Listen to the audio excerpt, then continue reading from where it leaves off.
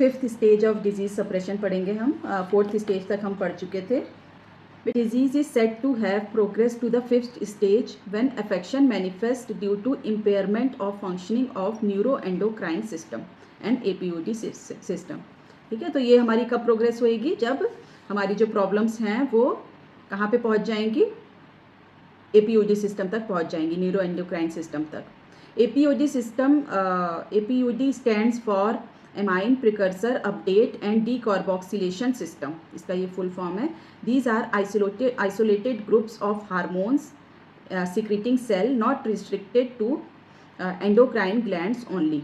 ठीक है, तो ये जो है एपीओडी सिस्टम जो है वो सिर्फ एंडोक्राइन ग्लैंड्स ही नहीं हैं, और भी आइसोलेटेड जो ग्रुप्स हैं हार्मोन्स के सिक्रेटिंग सेल्स हैं वो पूरी बॉडी में हमारे स्प्रेड रहते हैं। They are widely scattered in many tissues. They synthesize peptides which act as hormones और न्यूरो ट्रांसमीटर। ठीक है, ये क्या करते हैं? हमारे पेप्टाइड्स बनाते हैं, और यही पेप्टाइड्स जो है वो आगे न्यूरो ट्रांसमीटर की तरह काम करते हैं। एपीओडी सिस्टम सेल्स और neuroendocrine cells are classified into 3 types. ठीक है, अब ये हमारा 3 टाइप्स में डिवाइडेड है एपीओडी जो है हमारा। Neural crest origin, that is affection of the thyroid. ठीक है, जो थायराइड से रिलेटेड आ जाएगा। Adrenal medulla secreting adrenaline and non adrenaline. Dermis से क्या होंगे? मेलानोब्लास्ट।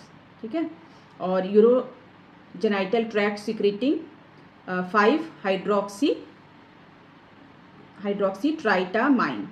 ठीक है, तो जो हमारा न्यूरल क्रेस्ट ओरिजिन है उसमें हमारे क्या क्या आ गया? एक तो थायराइड आ गया, एड्रिनल मेडुला आ गया, डर्मिस आ गया, और यूरोजेनाइटल ट्रैक्ट सिक्रेटिंग्स वाले आ गए, है ना। सेकंड हमारा है neuro ectodermal origin APUD cells, that is affection of hypothalamus, parathyroid, pituitary से हमारे क्या क्या निकलता है? Oxytocin, vasopressin, thyrotropin releasing factors. और थर्ड हमारा आ गया APUD cells of disputed origin, that is affection of pancreas, islets of Langerhans, secreting insulin, diabetes. ठीक है, ये आ गया। Enkephalin, motilin, cholecystokinin, neurotensin, secretin, ANF का क्या फुल फॉर्म है? Atrial natriuretic factors. ठीक है, तो ये थर्ड वाले में आ गया जिसमें हमारा एपीओडी सेल्स ऑफ डिस्प्यूटेड ओरिजिन है। ठीक है, तो ये हमारा 3 में डिवाइडेड है। फिफ्थ स्टेज वाला जो है APUD system, neural crest origin, second है neuro ectodermal origin APUD cells, और थर्ड है APUD cells of disputed origin. ठीक है, तो इसमें ये सारे आ गए। फिर है डिजीजेज और symptom which occurs in the fifth stage are different in different miasmatic constitution. अब हम मियाजम के हिसाब से देखेंगे। सोरिक इंडिविजुअल में क्या क्या आ सकता है? इस लेयर में डायबिटीज़ है और थायराइडाइटिस है। ठीक है, थायराइड में जो इन्फ्लेमेशन हो जाती है। साइकोटिक इंडिविजुअल में क्या आएगा? हाइपोथायराइडिज्म है और ग्वाइटर है। और सिफिलिटिक इंडिविजुअल में क्या आ सकता है इस लेयर में? ल्यूकोडर्मा। और इनकी एज किस एज में ज़्यादा होती हैं ये फिफ्थ स्टेज की problem? Above 40 years and above. ठीक है, 40 ईयर्स एंड अबव। फिर है sixth stage of disease suppression. Here the disease और impaired functioning progresses to nervous system. अब यहाँ से जो है प्रॉब्लम जो है डिजीज़ जो है, अगर वहाँ से भी सप्रेस कर दी हमने एपीओडी सिस्टम से भी, तो ये हमारे फिर नर्वस सिस्टम तक पहुँचना शुरू हो जाएगी। First the sympathetic and then the central. पहले सिंपैथेटिक नर्वस सिस्टम को अफेक्ट करेगी, फिर सेंट्रल। इसका मतलब कि सेंट्रल नर्वस सिस्टम ज़्यादा इंपॉर्टेंट है as compare to sympathetic.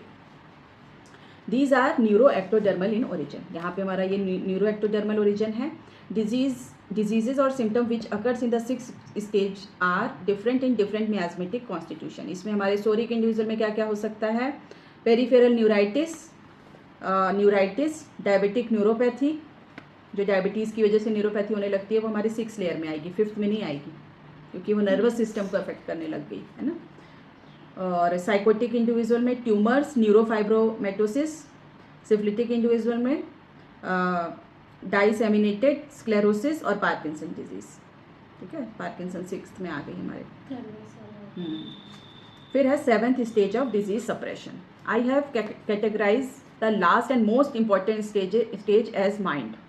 As already clarified here, mind does not mean emotion of love, hate, fear, fright, anxiety, anger. ठीक है, ये सब नहीं है। Every cell is compose to have mind, हर cell में उसका एक माइंड होता है. The mind is encoded in genes and is called genetic code. तो ये यहाँ पे जेनेटिक कोड की बात हो रही है जो हर एक सेल में पाई जाती है. This genetic code is the same in all cell and thus imparts character of the individual as a whole. The genetic code is essentially compose of two parts, acquired and basic. ठीक है, उन्होंने कि the acquired code which is inherited from the parents is specific to the species. कुछ तो हैं ऐसे जो species के स्पेसिफिक होते हैं, जैसे हमारे कोई भी स्पीसीज ले लो, उसमें वो कैरेक्टर सब सारी स्पीसीज में सेम मिलेंगे. और कुछ जो होते हैं it also represent characteristic acquired as a reaction to the environmental. कुछ जो होते हैं जो इन्वायरमेंटल इफेक्ट की वजह से वो एक्वायर्ड करता है बाद में, है ना. जो बेसिक होते हैं वो तो हर स्पीसीज में सेम ही होंगे, है ना. जैसे कोई स्पेसिफिक स्पीसीज हो गई तो उसमें वो चीज़ वो सारे उस स्पीसीज के जितने भी इंडिविजुअल हैं उनमें सभी में वो चीज़ सेम होएगी. मगर कुछ जो होएगी वो अपने उसी को हम इंडिविजुअलाइजेशन कहते हैं, जो वो एक्वायर्ड में करता है, तो बाद में वो करता है ना. बाकी चीज़ें तो वो सेम ही होंगी. अब जैसे हमारे ह्यूमन बीइंग्स में है, सभी के 2 आँखें, 1 नाक, 1 मुंह, पैरों पे खड़े होकर चलना, ये सारी तो चीज़ें कॉमन है ना, सभी में हैं. और कुछ जो होती हैं वो जो एक्वायर्ड करता है according to environmental effect. Second is the code which is the basic code. Basic code is the code which has characteristic which every cell whether human, plant और एनिमल हैज़ टू पजेस. ठीक है, basic code कौन से हैं जो सभी में होते हैं, जैसे चाहे वो एनिमल हो, चाहे प्लांट हो, चाहे ह्यूमन हो. और जो एक्वायर्ड थे वो हर स्पीसीज़ में अलग अलग होते हैं. और उस एक्वायर्ड में भी कुछ जो होते हैं वो उस स्पीसीज़ के सेम होंगे और कुछ जो होंगे वो अकॉर्डिंग टू इन्वायरमेंट चेंज होंगे बाद में जाके. ठीक है, और बेसिक वाले में जो सभी में सेम होंगे, मतलब एनिमल हो, प्लांट हो, सभी में सेम होंगे. ठीक है.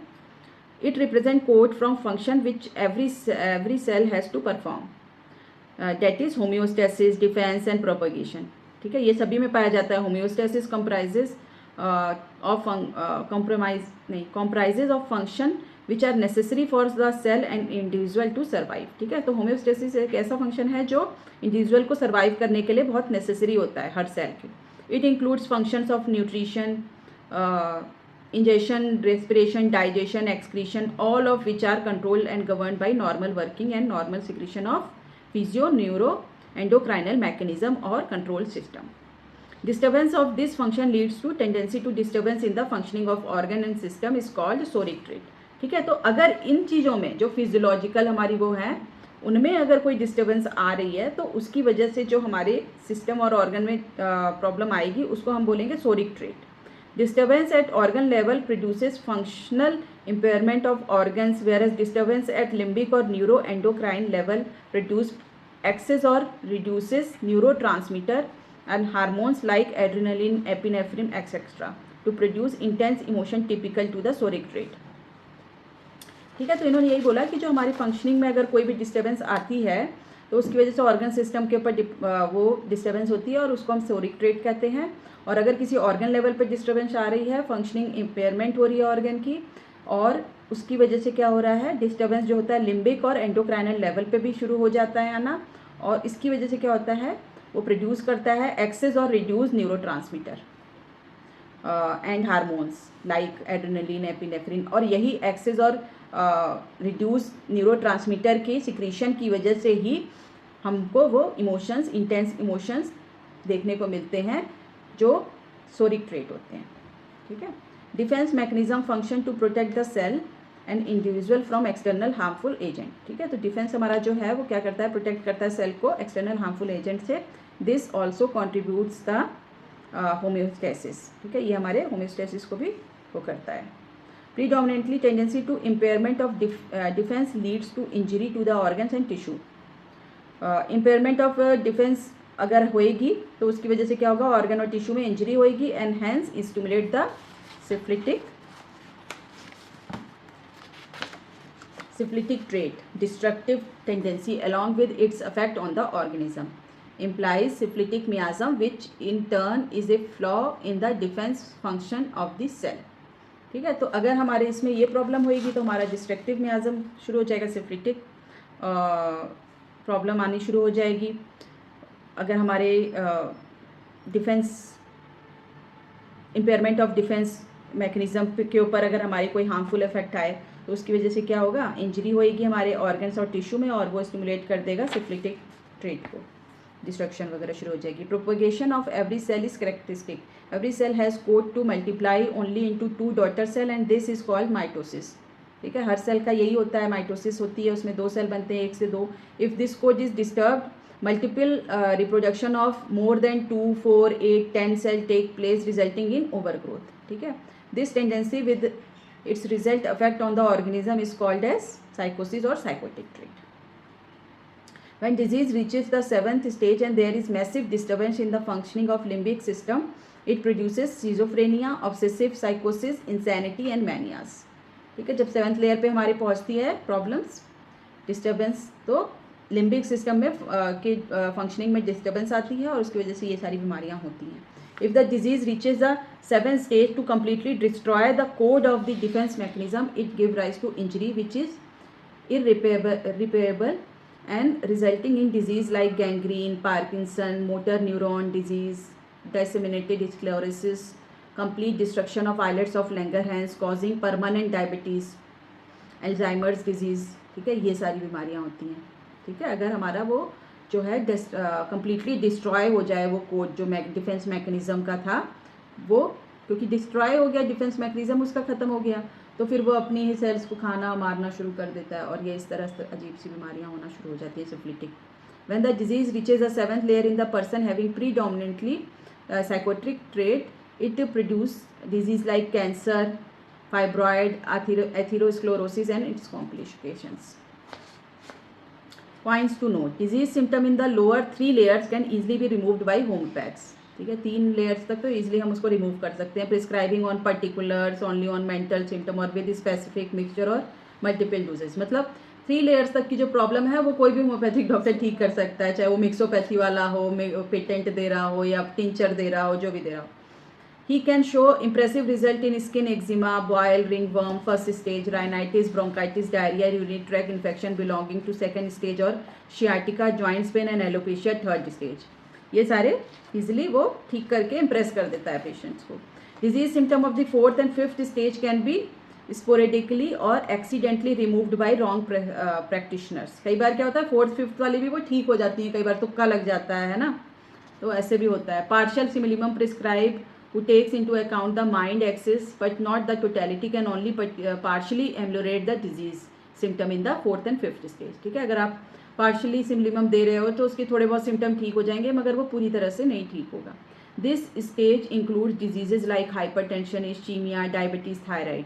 They run a risk of suppressing the disease to higher stages, suppressing the disease into higher stages. They require higher and higher potency to bow down the symptoms with gradually decreasing interval at which they need to repeat. This indicates suppression. ठीक है, अगर मतलब इसमें अगर आपने suppression किया तो वो सीधा 6th 7th स्टेज पे पहुंच जाएगी हमारी। तो इसमें कई बार क्या होता है, they require higher and higher potency to काउ down the symptom which gradually decreasing interval at which they need to repeat. This indicate suppression. अगर आप ऐसे कर रहे हो, बार बार रिपीट कर रहे हो या फिर हायर पोटेंसी हायर पे हायर जाया जा रहा हो, तो सप्रेशन हो सकता है। Disease symptom of 4th 5th 6th stage can not be ameliorated by wrong और स्पेसिफिक प्रेस्क्राइबर्स। ये स्टेज की जो प्रॉब्लम है ये कभी भी नहीं ठीक हो सकती स्पेसिफिक प्रेस्क्राइबर्स से या रॉन्ग प्रेस्क्राइबर से। Diabetes, pituitary tumours, hypertension, tuberculosis, atherosclerosis conditions, multiple sclerosis, cancer, AIDS cannot be treated confidently by wrong prescribers. Lower stage disease symptoms are a result of dynamic disturbance in biochemical reaction which can be altered easily either way. ठीक है, तो जो lower 1 2 3 वाली होती हैं उनमें क्या होता है कि वो कैसे आती हैं due to disturbance in the biochemical reaction, dynamic disturbance in biochemical reaction. ठीक है, और वो इजीली अल्टर्ड हो जाती है। Higher stage disease symptoms are brought about by a deviation of the genetic code, है ना।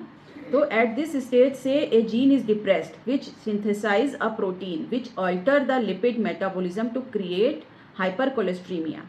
ठीक है, तो जब जेनेटिक कोड ही डिप्रेस हो गया तो उसकी वजह से क्या होगा, जो प्रोटीन की सिंथेसिस थी वो हमारी अल्टर्ड हो गई और लिपिड मेटाबॉलिज्म उससे डिस्टर्ब हुआ और उसकी वजह से क्या क्रिएट हुआ, हाइपर कोलेस्ट्रीमिया, क्योंकि वो फिर इकट्ठा होने लग गया। जब वो उसको ठीक से वो कर ही नहीं पा रहा, लिपिड मेटाबॉलिज्म ही नहीं हो रही है ठीक से, तो वो इकट्ठा होने लग गया कोलेस्ट्रॉल। और depresses a gene which synthesize protein to alter blood biochemistry to create atherosclerosis in cardiac vessel और सेरिब्रल वेसल। ठीक है, और अगर वही जीन जो है डिप्रेस हो गया, जो प्रोटीन को सिंथेसिस कर रहा था प्रोटीन की, तो उससे क्या होगा कि ब्लड की बायोकेमिस्ट्री में अल्ट्रेशन आने लगेगी और वो क्या क्रिएट कर देगा, एथेरोस्क्लेरोसिस क्रिएट कर देगा कार्डियक वेसल में और सेरिब्रल वेसल में। Such tendency can not be eradicated without affecting a change at the genetic level. ठीक है, ये सारी चीज़ें जो हैं जेनेटिक लेवल पे काम करने के अलावा नहीं ठीक की जा सकती हैं। This can be done by homeopaths who are not extremists, that is those who do not prescribe only for body or only for mind. They have to be holistic and prescribe for totality to get a cure as per law of cure. ठीक है, तो ये उन लोगों से नहीं ठीक हो सकता जो पर्टिकुलर और एक छोटी मतलब एक एक चीज़ों को लेके जो प्रिस्क्राइब करते हैं। जो एज अ होल प्रिस्क्राइब कर रहा है वही इसको ठीक कर सकता है। Cancer, schizophrenia, malaria can be cured और even ambulated by extremist those who take only mental or only physical or for prescription। तो ये लोग कभी भी ये क्योर नहीं कर सकते या एम्बुलेट नहीं कर सकते उनको, ये इस तरह की बीमारियों को, cancer, schizophrenia, malaria, they can never be cured और even ambulated by extremist. Disease progression can be 1, 2, 3 currents। A lady having back pain proceed to have diabetes and further goes into Parkinson। Here the disease has progressed from 3rd layer to 5th to 7th. After a few years she developed backache again, which further proceed to acute ischemic heart disease with massive atherosclerosis. It is needless to say that she will proceed further into cerebral ischemia. Again the disease progressed from 3rd layer to 4th. The difference between two current was, the first one was destructive or syphilitic current, destroying the islets of Langerhans permanently to give permanent diabetes, and later destroying the nerve cell to give Parkinson disease permanently. At first syphilitic current expressed itself, later psychotic miasm come to fore after few years to give rise to atherosclerosis. This gave us a clue to the drug which should be her genetic constitutional minimum. The drug has to be predominance of syphilitic and psychotic tendency, that is Oramet and Foss। उन्होंने ये बताया कि वो एक case था, उसमें lady को ऐसे ऐसे प्रॉब्लम हो रही थी, जो 3rd से 5th पे गई, फिर 7th पे गई, फिर उसके बाद कुछ सालों बाद उसको फिर से बैक अगेन आई, तो विच फर्दर प्रोसीड टू, फिर उसके बाद वो दोबारा से फिर एक्यूट इस्केमिक हार्ट डिजीज़ में चली गई विद एथेरोस्क्लेरोसिस। तो इसमें इन्होंने बोला it is needless to say that she will proceed further into, आगे जाके वो इस सेरिब्रल इस्कीमिया में कन्वर्ट हो सकती है। Again the disease progressed 3rd to 4th. This difference between the two current was, the first one was destructive or syphilitic current, destroying the islets of Langerhans permanently to give rise to diabetes, or later destroying the nerve cell to give rise to Parkinson permanently। ठीक है, दोनों में ही वो एक उसमें जा रही है डायबिटीज़ वाले में और एक इसमें जा रही है नर्वस सिस्टम पार्किंसन में। At first syphilitic current expressed itself, later psychotic miasm come to the fore after few years to give rise to atherosclerosis। Give as clue to the drug which should be her genetic, मतलब जो back आएगी reverse में आएगी तो वो आपके correct genetic constitutional similimum है, तो उसमें हमारे ये दवाइयाँ हो सकती हैं जो psycho predominantly of syphilis and psychotic tendency वाली हैं। Chicken pox, small pox, measle, herpes have the direction of expression on the body which is exactly opposite to that of other common ectodermal disease। ठीक है, तो इनमें क्या होता है, chicken pox, small pox, measle, herpes में जो direction of expression on the body आती हैं which is exactly opposite to that of the common ectodermal disease, उसके जस्ट अपोजिट होती है।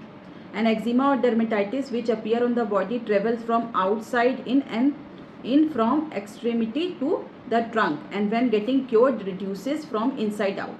ठीक है, जैसे एक्जिमा और डर्मेटाइटिस है वो अगर हमारी बॉडी में ट्रेवल कर रही हैं आउटसाइड फ्रॉम आउटसाइड इन, अगर बाहर से अंदर जा रही है फ्रॉम एक्सट्रीमिटी टू ट्रंक, नीचे से ऊपर आ रही है, और when getting cured reduces from inside out, अगर जब वो ठीक हो रहेंगी तो इनसाइड आउट जाएंगी, that is from trunk to the extremities. ठीक है, in case of chicken pox, small pox, measle, herpes the direction of appearance is from centre to periphery that is from trunk to extremity, ऊपर से नीचे ठीक होती हैं. This is mainly because these viral diseases are expressed on the skin only when the body is trying to cure the infection. ठीक है, body अंदर से जो है इन्फेक्शन को क्योर करने की कोशिश कर रही है और उसकी वजह से उसके एक्सप्रेशंस जो हैं वो हमारे स्किन पे दिख रहे हैं. It is more in the form of excoriation of the toxin.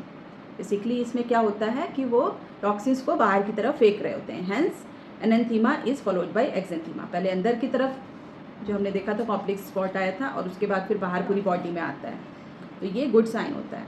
Egg of the chordate in the early days of development show a rim of the cells develop. The rim of cell further divided into ectoderm, endo and meso. ये हमने देखा ही था, chordate में एक rim बनती है, फिर वो 3 लेयर में डिवाइड हो जाती है, इनको हम 3 germ layers कहते हैं. The notochord and neural plate में बनती है फिर वो, which is again continuous with ectoderm. The brain, nerves, tissue and spinal cord etc. are actually developed from neuroectoderm and not only neural plate as a chart may suggest. This is keeping with roundness of egg. Hence the continuity from ecto to endo and to meso is maintained even from neuroderm to ectoderm is as egg is round. ठीक है, हमने देख ही लिया था पिछले वाले में. Significance: the growth axis from about 4 in number represent growth and the gradient of food supply from neuroectoderm to meso, endo and ectoderm clockwise. One axis also comes from neuro to ectoderm. All these axes are curative axes. ये हमने पीछे देखे थे ना जो gradient access वगैरह, वही बताया. The toxins are thrown out from either neuro to meso to endo to ecto in clockwise manner और neuro to ecto in anti clockwise manner. Thus disease are cured by the body itself in either of these direction. All disease follows the clockwise direction of cure except viral disease. ठीक है, viral disease कैसे होती हैं? Herpes, chicken pox, small pox, they are essentially neuroectoderm disease होती हैं ये. इसीलिए body is trying to throw out the toxin of this disease to cure the infection as it represent the following facts. In measles और chicken pox enanthema is followed by exanthema. Eruption inside mouth come first and skin eruption followed. पहले Koplik spot आता है, फिर उसके बाद बाहर skin पे आता है. Opposite of all other diseases where skin is affected first, endoderm later. ठीक है, पहले क्या होता है, जो बाहर दूसरी डिजीज़ होती है पहले स्किन पे आती हैं, फिर धीरे धीरे वो अंदर सप्रेस होती हैं. और इसमें क्या है, ये बॉडी खुद क्योर कर रही है, इसीलिए ये अंदर से बाहर को निकल रही है. This diseases spread from centre to periphery and up downward, whereas all other skin disease spread from down up and periphery to centre. ठीक है, जो और डिजीज़ होती हैं नीचे से ऊपर आती हैं, बाहर से अंदर जाती हैं, मगर इसमें क्या होती हैं, इसमें अंदर से बाहर जा रही हैं, ऊपर से नीचे जा रही हैं. ठीक है, cure should take place as usual from up downward or center to periphery. Here in these cases it happens to be also the direction of appearance of disease. ठीक है, जैसे जैसे appearance होगी उसके रिवर्स डायरेक्शन में हो जाएगी. Receding of eruption or exanthema leads straight to the neuroectoderm derivatives of brain and nerve cell, resulting into disease like subacute sclerosing panencephalitis or any other encephalitis if patient is Cuprim-Met or Zinc-Met. अगर जो हमारे eruptions हैं वो recede हो रही हैं, exanthema leads straight to the neuroectoderm derivative to brain and nerve cell, resulting into disease like sub acute sclerosing pan encephalitis और any other encephalitis.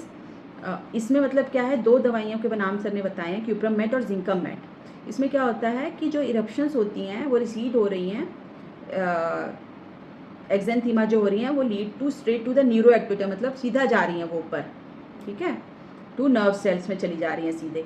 तो वहाँ पे हम ये दवाइयों के बारे में सोच सकते हैं, क्यूप्रम-मेट और जिंकम-मेट. ठीक है, आया समझ में ये?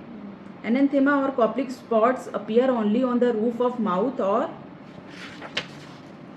palate. This is significant. This part is the only part where the neuroderm and ectoderm in direct connection with each other. ठीक है, यहीं पे इसलिए वो शो होती है क्योंकि यहाँ पे डायरेक्ट कनेक्शन होता है. Remember, palate is from ectoderm. This is the only place in body where mesoderm does not come between ectoderm and neuroderm. ठीक है, यहाँ पे बीच में mesoderm नहीं होती है. Hence, if the patient develop measles, chickenpox, no medicine is the best treatment. Just wait and watch. The body cures itself. Of course, a sharp watch should be kept to observe the disappearance of the lesions. If any untoward direction is being followed, it indicates a weakening of the body force of cure and homeopath has to be intervene immediately with the right signal. अगर वो direction आपको कहीं गलत दिखाई दे रही है तो वहाँ पे आप इंटरवीन करके मेडिसिन दे सकते हो homeopathy. Compensatory cure. 7th layer is virtually a point of no return, but cure can still take place of certain diseases at this level. ठीक है। सेवन्थ लेयर जो होती है वर्चुअली ये पॉइंट ऑफ नो रिटर्न वाली होती है, but cure can still take place of certain disease at this, मगर कुछ ऐसे हैं जिनमें वो क्योर करने की कोशिश करती है। Here the definition of cure has to be understand. Cure here implies restoration of near to normal function with sensation of well-being leading to peaceful prolonged existence in spite and despite of pathology. This can be achieved only by homeopath prescription on totality. जो हमने sir वहाँ पे बताया था, उन्होंने भी कि जैसे मेरे फादर का ही है कि उनको कैंसर हुआ था, उसके बाद उनको थायराइड हो गया, तो वो बड़ी से छोटी बीमारी में कन्वर्ट हो गया, तो वो कंपनसेटरी क्योर होता है। तो for a 4-year-old boy, a patient of mitral valve prolapse slated for immediate open heart surgery was treated with his constitutional simillimum, which was phosphorus. A boy who complained of breathlessness on slighted effort of walking, ascending stair, etc. Gradually, within 2 week time, showed remarkable improvement in stamina, and after a repetition of hardly 3 doses over a period of 1 year, could sustain an effort of carrying 10 kg of weight up a staircase to the 6th floor of a building regularly, as he was a carpenter. Even as on today, after 8 years of no other medicine, he is working really hard for his living without any complaint. But his echocardiogram, the color Doppler, and all other investigation for the heart show he still has the same prolonged mitral valve. His murmur also stays for an allopathic physician. He is still diseased, but for a homeopathic physician, he is compensated to call himself cured.